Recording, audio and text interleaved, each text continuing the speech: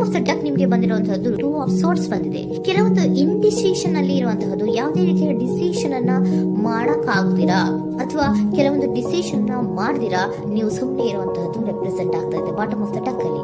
ನಿಮ್ಮ love life ನ ವಿಚಾರದಲ್ಲಿ ರೀಸೆಂಟ್ ಪಾಸ್ಟ್ ನಲ್ಲಿ ಕೆಲವೊಂದು ರೀತಿಯ ಎಂಡಿಂಗ್ ಗಳಾಗಿರುವಂತಹದ್ದು, ಲವ್ ಲೈಫ್ ನ ವಿಚಾರದಲ್ಲಿ ಕೆಲವೊಂದು ರೀತಿಯ ಡಿಸ್ಟರ್ಬೆನ್ಸ್ ಗಳಾಗಿರುವಂತಹದ್ದು, ಅವ್ಯವಸ್ಥೆಗಳಾಗಿರುವಂತಹದ್ದು, ಸಮಾಧಾನ ಇಲ್ಲದೆ ಇರುವಂತಹದ್ದು ರೆಪ್ರೆಸೆಂಟ್ ಆಗ್ತಾ ಇದೆ. ಯಾಕೆ ಅಂದ್ರೆ ಲವ್ ಲೈಫ್ ನ ವಿಚಾರದಲ್ಲಿ ಯಾವುದೇ ರೀತಿಯ ಪಾಸಿಟಿವ್ ಬದಲಾವಣೆಗಳಾಗುತ್ತಾ ಅನ್ನುವಂತಹದ್ದು ನೀವು ಪಾಸ್ಟ್ ನಲ್ಲಿ ನೀವು ನಿಮ್ಮ ಲವ್ ಲೈಫ್ ನಲ್ಲಿ ನೀವು ಆಲೋಚನೆಯನ್ನ ಮಾಡಿದ್ದೀರಿ, ಕೆಲವೊಂದು ಬದಲಾವಣೆಗಳಾಗುವಂತ ಸಾಧ್ಯತೆಗಳಿದೆಯಾ ಅಂತ. ಆದ್ರೆ ಎಂಡಿಂಗ್ ಗಳಾಗಿರುವಂತಹದ್ದು ಯಾವುದೇ ರೀತಿಯ ಸರಿ ಹೋಗಿಲ್ಲದೆ ಇರುವಂತಹದ್ದು ರೆಪ್ರೆಸೆಂಟ್ ಆಗ್ತಾ ಇದೆ. ತುಂಬಾ ಆಲೋಚನೆಯನ್ನ ಮಾಡಿರುವಂತಹದ್ದು ನಿಮ್ಮ ಲವ್ ಲೈಫಿನ ವಿಚಾರವಾಗಿ ನಿದ್ರಾಹೀನತೆಗಳಾಗಿದೆ, ಕೆಲವೊಂದು ರೀತಿಯ ಸ್ಟ್ರೆಸ್ ಗೆ ಒಳಗಾಗಿರುವಂತಹದ್ದು ನಿಮ್ಮ ರೀಸೆಂಟ್ ಪಾಸ್ಟ್ ನಲ್ಲಿ ನಡೆದಿರುವಂತಹದ್ದು. ಲವ್ ಲೈಫಿನ ವಿಚಾರವಾಗಿ ಯಾವುದೇ ರೀತಿಯ ಅಂತ ಸಮಾಧಾನದ ಏನು ನಿಮಗೆ ನಡೆದಿಲ್ಲ. ಆ ಕಾರಣಕ್ಕೆ ನಿಮಗೆ ಕೆಲವೊಂದು ವಿಚಾರಗಳನ್ನ ಡಿಸಿಷನ್ ತಗೊಳ್ಳುವಂತಹದ್ದು, ಡಿಸೈಡ್ ಅನ್ನ ಮಾಡುವಂತಹದ್ದು ನಿಮಗೆ ಕಷ್ಟ ಆಗ್ತದೆ. ನೀವು ಪ್ರೆಸೆಂಟ್ ಸಿಚುವೇಶನ್ ಅಲ್ಲಿ ಬರುವಂತಹ ಆಫರ್ ಗಳನ್ನ ನೀವು ಏನ್ ಮಾಡ್ತಾ ಇದ್ದೀರಾ ಅಂದ್ರೆ ರಿಜೆಕ್ಟ್ ಮಾಡ್ತಾ ಇದ್ದೀರಾ ಅಥವಾ ಮಿಸ್ ಮಾಡ್ಕೋತಾ ಇದ್ದೀರಾ. ಕೆಲವೊಂದು ಆಪರ್ಚುನಿಟೀಸ್ ಗಳು ಬಂದರೂ ಕೂಡ ಅದರ ಬಗ್ಗೆ ನೀವು ಕರೆಕ್ಟ್ ಆಗಿ ಗಮನವನ್ನ ಕೊಡ್ತಾ ಇಲ್ಲ. ಯಾಕೆ ಕೊಡ್ತಾ ಇಲ್ಲ? ನಿಮ್ಗೆ ಗೊತ್ತಾಗ್ತಿಲ್ಲ ಏನ್ ಮಾಡ್ಬೇಕು. ಅದಕ್ಕೋಸ್ಕರ ನೀವ್ ಏನ್ ಮಾಡ್ತಿದ್ದೀರಾ, ಎಂಡಿಂಗ್ ಆದಂತಹ ಆಫರ್ ಗಳಿರ್ಬೋದು ಅಥವಾ ಬೇರೆ ಯಾವುದೇ ಆಫರ್ ಗಳಿರ್ಬೋದು ಬಂದ್ರೆ ಅದನ್ನ ನೀವು ಗಮನನೇ ಕೊಡದೇ ಇರುವಂತಹದ್ದು. ಯಾವ ಕೆಲವು ವಿಚಾರ ನಿಮ್ಮ ಲವ್ ಲೈಫ್ ನ ವಿಚಾರವಾಗಿ ಕೆಲವೊಂದು ರೀತಿಯ ಮತ್ತಷ್ಟು ಅಂದ್ರೆ ರಿವ್ಯಾಲ್ಯೂಯೇಷನ್ ಅನ್ನ ಮಾಡ್ತಾ ಇರುವಂತಹದ್ದು ರೆಪ್ರೆಸೆಂಟ್ ಆಗ್ತದೆ.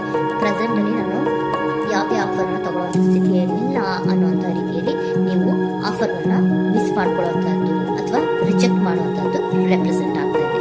ನೆಕ್ಸ್ಟ್ ಕಾರ್ಡ್ ಬಂದಿರುವಂತಹದ್ದು ಪ್ರೆಸೆಂಟ್ ನಲ್ಲಿ ಪೇಜ್ ಆಫ್ ಸೋರ್ಟ್ಸ್ ಬಂದಿದೆ. ಯಾವುದೋ ನಿಮ್ಮ ಲವ್ ಲೈಫ್ ನ ವಿಚಾರವಾಗಿ ಬಹಳಷ್ಟು ಕ್ಯೂರಿಯಾಸಿಟಿಯಿಂದ ಏನೋ ವಿಚಾರವನ್ನ ತಿಳ್ಕೊತಾ ಇದ್ದೀರಾ, ಬಹಳಷ್ಟು ಕ್ಯೂರಿಯಾಸಿಟಿಯಿಂದ ತಿಳ್ಕೊತಾ ಇದ್ದೀರಾ ಏನಾಗ್ತಾ ಇದೆ, ಹೇಗಾಗ್ತಾ ಇದೆ ಅಂತ. ತುಂಬಾನೇ ನೀವು ಕೆಲವೊಬ್ರು ಲವ್ ಲೈಫ್ ನ ವಿಚಾರವಾಗಿ ತುಂಬಾನೇ ಮಾತು ಕೂಡ ಆಡ್ತಾ ಇರುವಂತಹದ್ದು ರೆಪ್ರೆಸೆಂಟ್ ಆಗ್ತಾ ಇದೆ.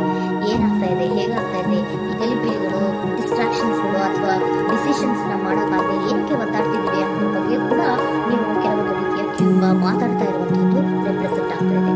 ಯಾವಾಗ ಕೆಲವೊಂದು ವಿಚಾರಗಳನ್ನು ನೀವು ಮಾತಾಡಿ ಕ್ಲಿಯರ್ ಅನ್ನ ಮಾಡ್ಕೊತಿರೋ ಆಗ ನೀವು ಕೆಲವೊಂದು ರೀತಿಯ ಆಕ್ಷನ್ಸ್ ಗಳನ್ನ ತಗೋಬೇಕು ಅನ್ನೋಂಥ ನಿರ್ಧಾರವನ್ನ ಮಾಡಿರುವಂತದ್ದು.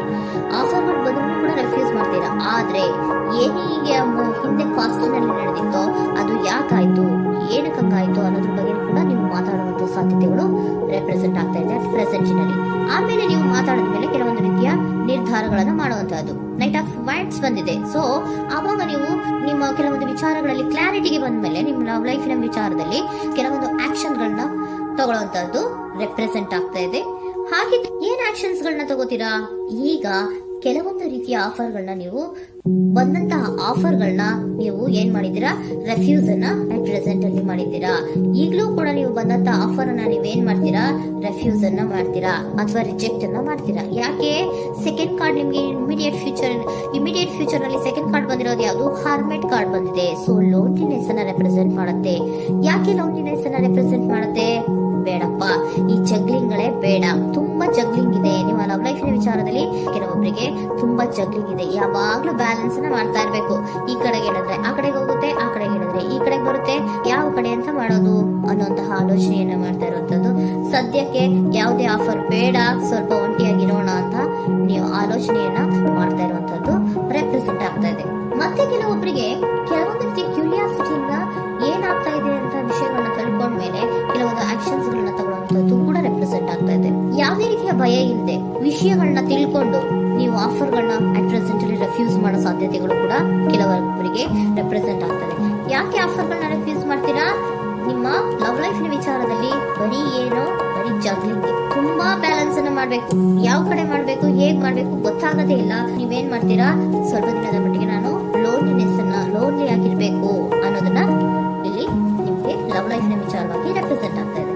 ಈ ಎಲ್ಲಾ ಕನ್ಫ್ಯೂಷನ್ಸ್ ಇರೋದ್ರಿಂದಲೇ ನಿಮ್ಗೆ ಬಾಟಮ್ ಆಫ್ ದ ಡಕ್ ಬಂದಿರುವಂತದ್ದು, 2 ಆಫ್ ಸೋರ್ಟ್ಸ್ ಬಂದಿರುವಂತದ್ದು. ಸೊ ಇಂಡಿಸಿಷನ್ ಆಗ್ತಿರೋಂಥದ್ದು, ಏನ್ ಮಾಡ್ಬೇಕು ಗೊತ್ತಾಗಲ್ಲ.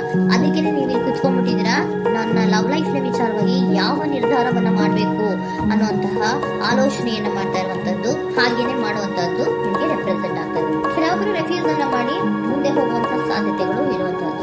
ಮತ್ತೆ ಕೆಲವೊಬ್ರು ಆಫರ್ ಗಳು ಬರುವಂತದನ್ನ ಬ್ಯಾಲೆನ್ಸ್ ಅನ್ನ ಮಾಡ್ಬೇಕು, ಜಗಳಿಗಳನ್ನ ಮಾಡ್ಬೇಕು, ಸದ್ಯದ ಮಟ್ಟಿಗೆ